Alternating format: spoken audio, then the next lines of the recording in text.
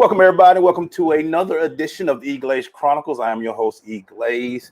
And to me, today I have a very special guest, a guy that you probably recognize. He's been on a lot of, he's been around the country. I feel like I've seen him for many years. I don't want to tell my age, but I feel like I've seen him for years and doing such great things out in the community. Can you believe he's opened his fifth, if I'm not mistaken, fifth school? He is the founder and head of schools at Capital Preparatory Schools. He opened his fifth school. He's an author with 6 books. He's spoke around the world, the country, wherever you can see him. Oprah's had him. Yama Van Zandt, P. Diddy, Bishop Jakes, Steve Harvey. Everybody has reached out to this man, and I am honored and so honored to have him on my show today. Please welcome Dr. Steve Perry. How are you doing today, sir? I'm having the time of my life, EGlaze. How about yourself? I'm doing great. Let me ask you this. We are in, you know how we've all trying to get out of this pandemic now, and we're trying to move forward out of this pandemic. As an educator and as a motivational speaker, what have been some of the things that you heard over the last year as people were going through some trying times? What have you told them? And as we're coming out of this, what have you also been trying to tell them to be able to move forward and to keep the faith? Our approach tells us more about the circumstances that we find ourselves in than the circumstances themselves. If you think for a moment, many of our greatest heroes are people who had to overcome the most difficult of circumstances. And when we realize that, what we realize is that morning comes tomorrow. And as long as we take that approach, then we see how a man can go from spending 27 years in prison as a political prisoner and become a world leader. It wasn't that he wasn't in prison, it was that they couldn't imprison his spirit or his mind. And that Nelson Mandela is among those people who I draw upon when I recognize that we're here, let's get it going. Right. That's what we all strive for, is to try to make sure that we get through these times. Being an educator and a voice of the people, how do you take that on and relish in that to help people out? I mean, that's a big calling that a lot of people don't want to take on, but you're not only taking it on, you've created, you built on it, and you seem to do so well at it. How do you feel about that and taking on that role? I feel humbled and honored that among the people that God could have chosen, he picked me to be among those who are out here doing the work. I look at the fact that we've been black a long time, and there's not been a time in the history of this country where it's been good for us. So dare I say that the circumstances under which I have the opportunity to work are any harder than folks who were owned by other people. Owned. They could rape your daughters, treat you worse than they would their own dog.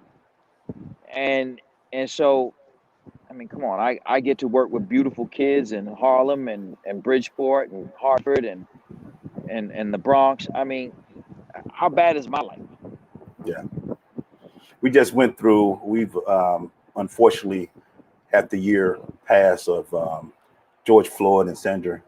And I know your students had to reach out to you. I have students I work with in these trying times and these actions. What has been some of the messages you told them? Because our people in the street down here in Atlanta, we saw all the young kids in the streets trying for change, and we've seen this. What has been your message during this time, and how do we continue to uplift our children and make sure that they are being heard and that our generation is still working with them and believing them? We're built for this. I mean, if anybody can handle this, black people can. We've been doing it since it's been being done. I mean, let's call it what it is. And that means that our children have a powerful legacy to uphold. They're not going to stop doing them, so we can't stop doing us. What we cannot do, though, is make it worse for us. We can't make it so that our own children don't feel safe in our own communities. We can't make it so that our own grandparents don't feel safe in their own community. In Hartford, a sister was murdered as she cooked in her house. Somebody shot through this woman's house. I mean, come on, y'all. Does that Does that ever frustrate you? Does that ever keep it down? I know you just said that we're built for this, but for you and all the work that you put in, someone who wants to see us continue to rise, when you hear these stories, because we just heard of a story down here in Atlanta that a lady was working at a gas station, just working, and got shot and killed. And we having to deal with that. What keeps you going and making sure that you keep giving this message out so people can still move forward with trying to do better in our neighborhoods? Hell yeah, it gets under my skin. It's ridiculous, man. My son said to me, Dad, did you used to go to parties when you were younger? I said, well, not really, because it would just get wild. And then he said, me either. And I'm thinking, we still doing that? Yeah. We can't even go to the carnival. One Right. of my students' sisters got shot in the head as she was getting on a ride. She's 12 years old, man. Come on. What the hell is wrong with us? Like, seriously, we got to stop. Yeah. And so, yeah, it gets under my skin, but that's what keeps me going, is that somebody got to make this thing stop. It's got to stop. We are all we have. What's the alternative? Sit down, lay down, like, and what? And let it keep going? I'm not going to take this behind whooping laying down. Oh, we're going to get at it. We're going to win. Yeah. And that's what I totally agree with you. We're going to win. But what are some of the things that you would say for communities that are struggling? I mean, I got friends down here in the ATL that are ready to make some moves because we're tired of seeing the papers. We're tired of hearing the reports. What are some of the things that you tell communities? Because I see right here where you spoke to over 79 communities and leaders in the last 2 years, 24 months. What are you telling communities? What are you telling them about getting their ish together? Let me see, for lack of a better term. The truth. I'm telling the truth. Like, y'all want to march in the streets and tear up stuff when one white person does something, and we do this mess every week. Come on, man. Yeah, we can't just keep letting this stuff happen. We can both fight the systems that are keeping us down, fight the terrible education system that we have in place, fight the terrible criminal justice system that we have in place, and also fight the bad behavior of our own community. Man, ain't we tired of walking down the street and seeing trash? I watched this brother do, I'm telling you, like, this is what I'm talking about. I watched this brother walk out of a Dunkin' Donuts, pass a trash can, ball up his paper, and throw it on the ground. What are you doing? Like, why would you do that? Why does that even make sense to you? Wow. Yeah. I mean, seriously, why would you do that? Right. But again, when we don't hold people accountable, and every single, we so daggum sensitive when black people talk to black people about black people, and when white people talk to black people about black people, that we don't ever get access to the truth of the matter. When Malcolm was talking about why we needed hospitals in Harlem, he said the reason we need hospitals is because black people like to cut and shoot each other. That's what Malcolm said. We keep saying this. Enough is enough. Like, we gotta fight our own foolishness. If all we did was stop killing our own, if all we did was start educating our own, if all we did was make sure these pastors ain't just preaching about how to build a bigger congregation, but build a bigger, more powerful community, if all we did was our piece, we'd be up. Because the truth is, black people don't care as much about being black as the lighter society cares about making sure that they remind us that we're black. If we cared about as much as they did, we'd be in a whole different situation. Wow. Very powerful point. Well, let me ask you this, though. Let me turn on the other side. What gives you hope still? What still gives you hope? I work with kids, man. I meet brothers like you. Are you kidding me? Like, how could I not have hope? Yeah. I know you down there grinding in ATL. I know we got kids in multiple cities. We have people. We're not alone. Right. We're not alone. We just need to hitch our ships together to make an armada so that we can go out and fight this battle. Yeah. And speaking of which, and I applaud you on school creation, because I think that's very important for us. And you're going on your fifth one. How important has it been, you being the head of the schools, and what is Capital Preparatory Schools doing differently and doing to keep the great programs? I just saw you put a post. I saw a post on your Instagram of the graduating class of 2020. What are y'all doing at Capital Preparatory Schools to continue to help uplift these students in our communities as well? When we're doing what we're supposed to do, we're selfless. We're putting our children first. We're loving them. We're giving them what it is that they deserve. And that's what's important. What motivates you? What, outside of all the speaking engagements and all the books and all that, what motivates you every day? I love my community. I think we're awesome. And I can't believe I get to wake up as me every single day to be a part of the winning team, because we're going to win. So I can't wait to win, because our community is going to win. So I'm motivated. I stay up. I stay up. That's awesome. As you've gotten over you've been doing this for 30 years now, but I swear I've seen you from the Oprah Winfrey Show back in the day when you had the waves going tight up there, and you was rocking the waves and you're doing your thing back then. CNN hated that. CNN told me they wanted me to cut. I swear, my grandma said, I swear for God, CNN hated my hair. They actually asked me to cut it. They told me that they had Usher's barber and they wanted me to cut my hair. They said it was distracting. I said, black people like it. Hey, and that's all that mattered, because you were making them seasick. They weren't ready for that. But how did you they didn't want no parts of that. They want no parts. But going through and being on all these shows from NBC,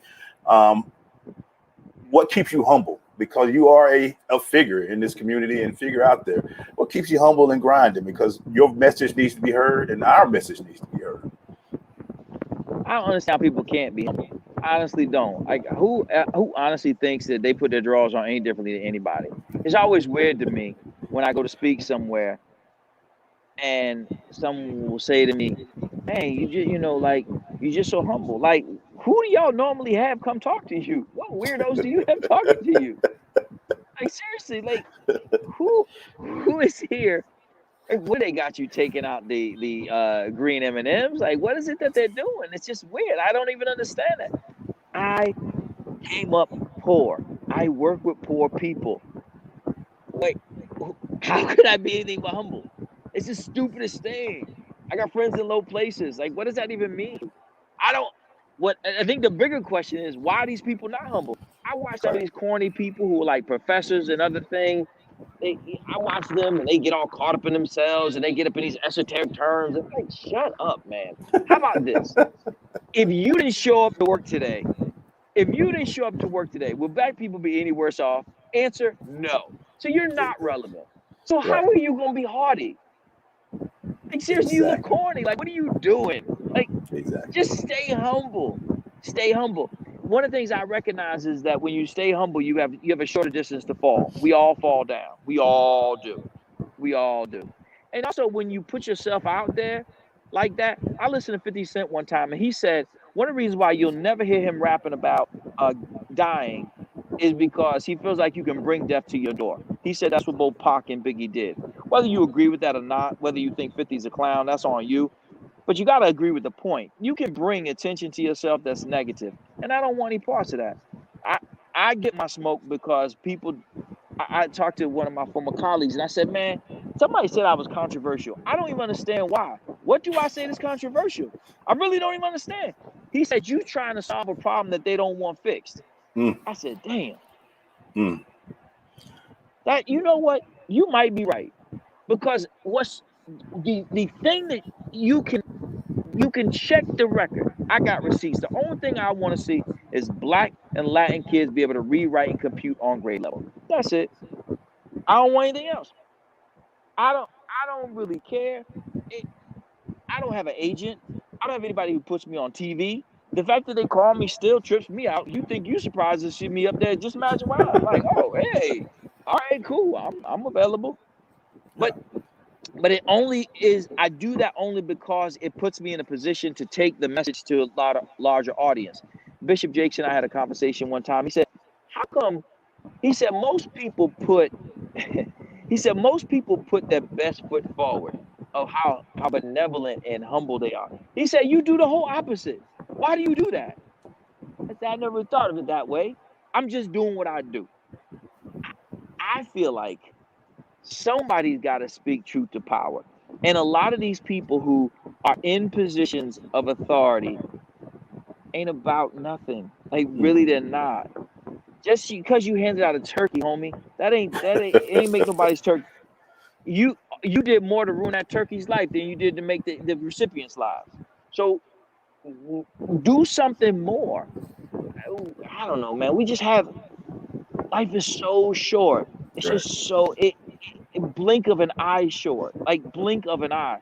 I recently went to my high school, the high school I went to. It ain't my high school, it's their high school. But the high school I went to, and I saw a lot of cats that I had grown up with. They were still doing a lot of the same things that they were doing before. I'm thinking, man, this ain't old to you yet? Yeah. Because it was old to me in the 80s. Like, Yeah. this ain't cool. This is not it. Yeah. No, I don't want to drink a 40. I'm okay. I don't want 40 ounces of anything. What are you trying to do? No. I'm good. I'm all right. 40s are huge. Give me my. Think about that. That's huge. Of anything. Think about that. As big as your head. Yeah. I mean, for what? To what end? No, I'm perfectly fine. But thank you for taking me back to the 80s. Yeah. I sure needed that. Yeah, I'm okay. I don't need the OE right now. I'm cool. I get some of all that. Are we How about still? that? Are we St. still? Ives. I think you said it before. I said it earlier, but are we still our best solution as Black people? We're all we have. Yeah. We're all we have, man. But let me be clear. We didn't get in this hole by ourselves, and we ain't gonna get out by ourselves. There are quite a few white people who are about that life. We're genuinely committed to making sure people's lives are better. And what I've learned is that this accident of birth that is a skin color that has been made into something far different by social constructs, it doesn't mean as much to everybody as we think it does. I'm not one of these people who runs around and saying that white people are inherently racist, because that's just not, to what end? Right. I'm not interested in that. Right. I have seen Black parents come up to our school and show their entire black behind. And I've said to them, would you have done this at the white school that was doing your kid dirty, didn't teach your child to read? Like, because for real, you giving me some stuff I really ain't interested in. One sister told me one time, she said, I fight dudes. I said, come on, sis. What are you even talking about? Like, what does that even mean? Over a 4th grade homework assignment? Is that what we're going to do now? Wow. So you're going to leave this building. I tell you that, you're going to leave this building. There's 2 ways you're going to leave. You're going to leave on your own power, or these police going to come. But how crazy will you look that I got to call this white police officer on a black woman? Like, how do you feel about that? I don't give it. Oh, come on, man. You need to get up out of this school. Yeah, get up. Yeah, so yeah. We are all that we have, and we got to work through our own mess. So how do you? Because being someone who has their own work with the children, try to do it myself. How do you keep focused on the kids and now allow the parents to distort that and to hurt their future? Because that's sometimes they can be a little stumbling block. How do you keep focused to make sure we're still focusing on putting the effort into the young men and women out there that we have a chance to give their life to work with? Damn the parents. I can get why some of them are mad. They mad at the school system that did them dirty. I got to work with sometimes my colleagues and make sure that they do their job. I'm paying these people. Right. So many of our parents became parents by accident. These people actually got degreed and certified to do this job, and some of them straight suck. So I got to do what I can do to make sure they don't suck all over my kids. So it's not just the parents, it's adults writ large. And I got to deal with politicians, sometimes black and Latin politicians, who will sit there and tell me to my face, "Oh, Doc, I got you. You know you my guy. Yeah, man. Can you take this picture for my sister? No problem, bro. Hey, man, can you sign it? Not a problem, my man. But you're gonna support this legislation that's gonna make sure the money follows the child, so that black kids can go to the best school for them. I got you, Doc. I got you. All right, cool. Remember you came to my crib? I can't. Yeah. I got you, Doc." They didn't get me. They didn't get you. They didn't get me. And the thing is, I didn't want them to get me. You ain't got to do nothing for me. One thing I did, and I'm gonna tell you this is some free financial advice. One thing that I've done is, too many black people who are coming up, who were poor when they were growing up, every raise that they get, they spend that plus some. And what they do is they don't take care of their financial health. And so what ends up happening is they end up becoming a slave to the system. they cannot speak truth to power. And so they got to keep their mouths shut. They can only say as much as their employer will allow them to say. I have not worked for an organization that I did not start since 1999 because I got fired for what I said. So good on them for firing me, better on me for being fired.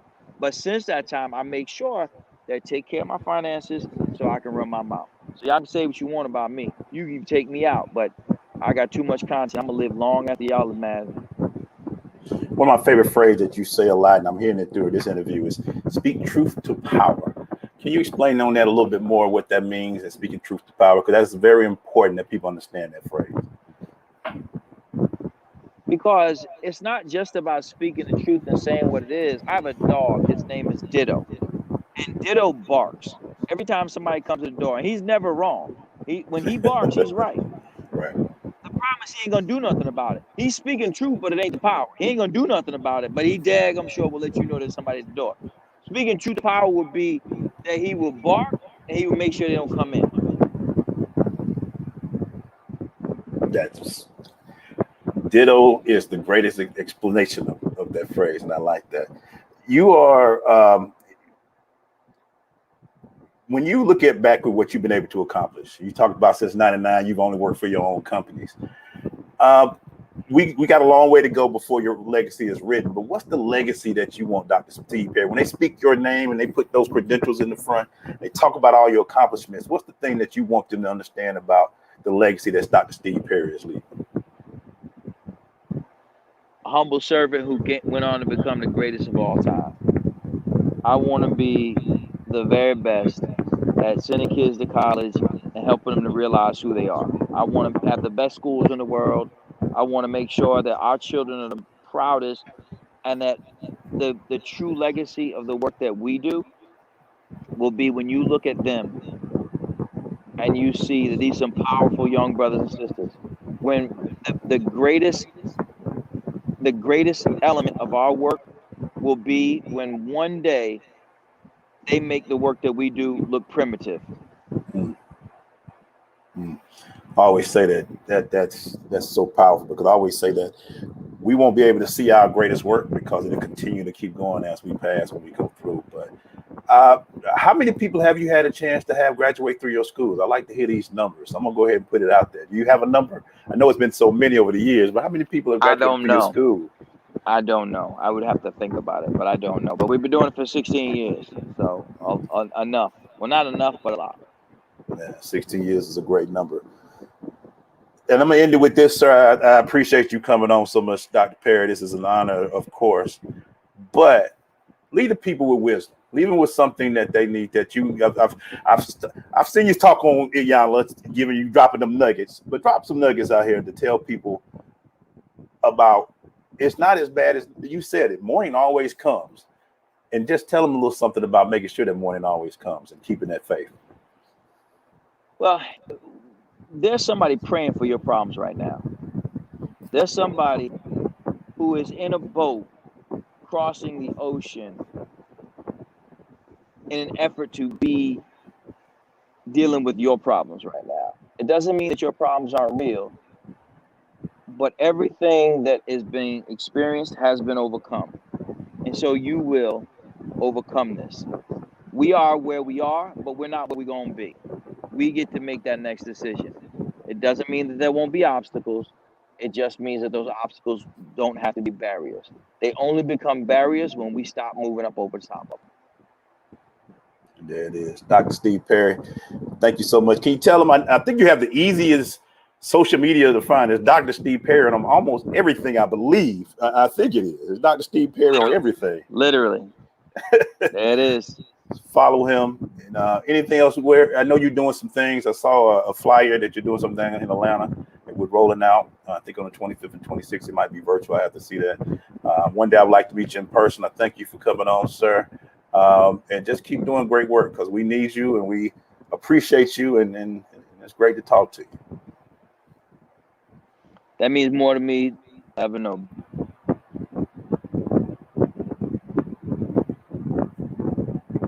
Thank you, brother. Peace. Dr. Steve Perry, everybody. Thank you so much for joining.